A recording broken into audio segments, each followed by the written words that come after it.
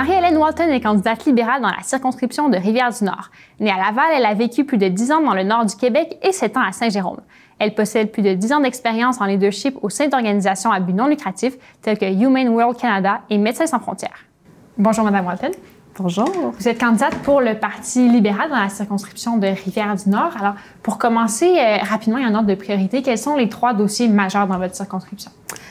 Dans ma circonscription, on a Saint-Jérôme, Sainte-Sophie et Sainte-Anne-de-Bellevue. La circonscription a changé de la dernière élection.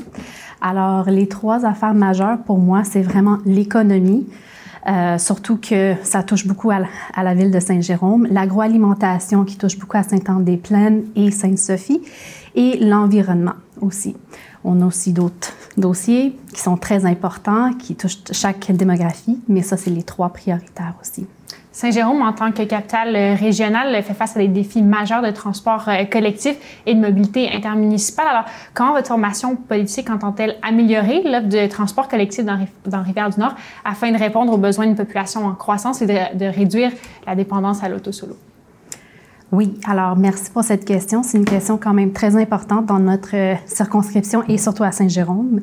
Alors oui, on a grandi dans les dernières années. Il y a une population maintenant, je pense, plus que 80 000 citoyens qui habitent à Saint-Jérôme. Et là, pour le transport, on est en train de parler avec les provinciales et fédérales pour amener plus de ressources pour le transport en commun.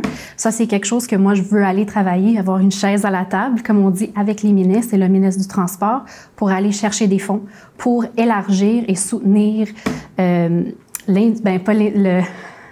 pour soutenir vraiment l'infrastructure qui va venir aussi à l'aide de la ville Saint-Jérôme. Puis on prévoit encore une croissance. Alors c'est très important qu'on a accès à Saint-Jérôme et que Saint-Jérôme a accès aussi des autres. Puis pas juste dans les grandes centres-villes comme à Montréal, mais aussi entre Blainville, Sainte-Thérèse, Saint-Jérôme et aussi plus haut dans les Laurentides. Parlons d'un autre dossier local plutôt. Il y a plusieurs élus, organismes communautaires et citoyens qui dénoncent le projet de relocalisation du centre correctionnel La Ferrière au centre-ville de Saint-Jérôme. Alors, quelle est votre position à vous sur ce dossier? Alors, sur ça, moi, je suis de Saint-Jérôme. J'habite Saint-Jérôme. Je vais rentrer dans la 7e année. Alors, c'est un dossier qui est très pertinent pour moi comme individu. Alors, je commence dans le dossier, je regarde vraiment c'est quoi les enjeux et pourquoi ils voulaient le placer là. C'est ma première fois dans ce dossier-là et comme citoyenne, je ne veux pas qu'il soit construit. D'accord. L'accès à un logement abordable aussi devient de plus en plus difficile. Alors, quelle est votre position sur le rôle que devrait jouer le gouvernement fédéral pour appuyer la construction de logements sociaux et abordables dans la circonscription? Très importante. Merci beaucoup pour cette question. Alors, ça, c'est quelque chose qu'on veut aller parler avec le ministre du Logement pour avoir vraiment un investissement à Saint-Jérôme et dans la circonscription telle qu'elle.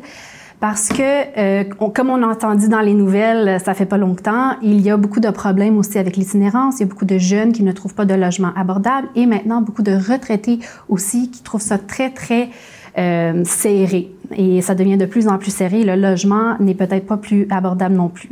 Alors ça, c'est quelque chose, c'est pour ça, je le dis, je suis une fille du coin, je veux aller avoir une chaise avec les ministres et les ministres du logement et vraiment amener les ressources et les fonds pour aller investir le logement et prendre du gros budget que M. Carney veut mettre dans le logement, comme ça qu'on n'a pas vu cet investissement-là et cette production depuis la Deuxième Guerre mondiale. Je veux aller chercher ça vraiment pour nos citoyens.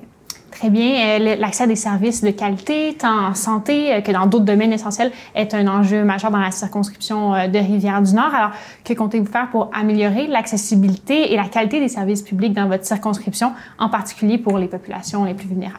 Les plus vulnérables, oui.